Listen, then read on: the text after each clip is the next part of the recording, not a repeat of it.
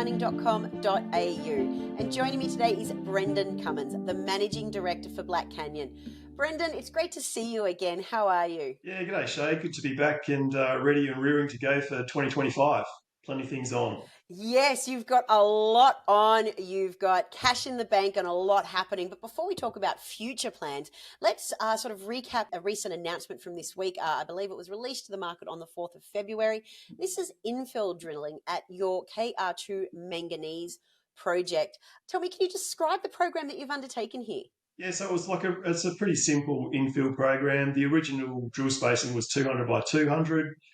We've just infilled it to 100 by 100. And the reason why we've done that is to hopefully upgrade the current inferred resource, which is 24 million tonnes at 11.9% manganese, to indicated resource. And the value in that for the company is really significant because the initial scoping study we released in May last year, we had to schedule that inferred resource up to starting in year 6.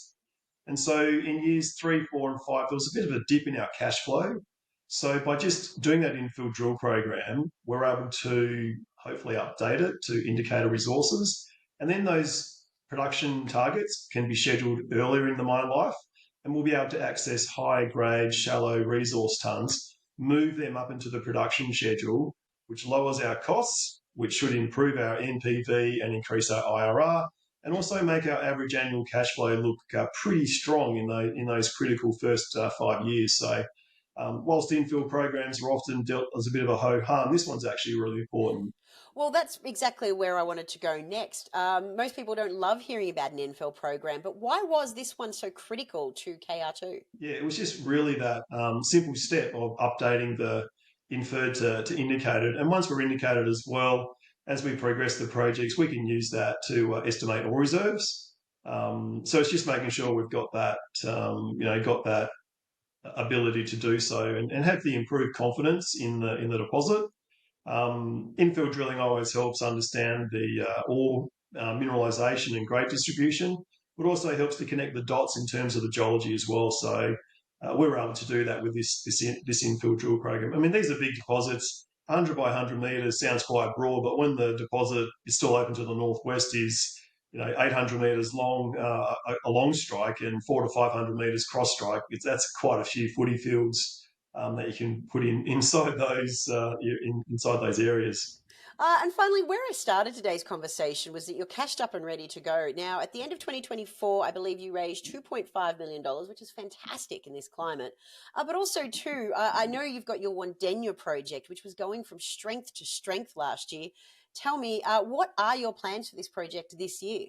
Yeah, look, doing a capital raise, we announced it on the 23rd of December. So, I think that was a massive vote of confidence in the project at Wandanya as well. So, at the end of last year, we had already done some drilling at W2, and we've only drilled 240 metres of strike along that manganese target. There's 3 kilometres of that total target, and the consistency of that mineralisation, as I've mentioned previously, it's actually quite astounding. To get very consistent 5 to 7 metre intervals at around 30% on average manganese in a strata-bound setting. For a geo, I'm pretty happy with that. And, the full 3 kilometres of strike we're yet to test.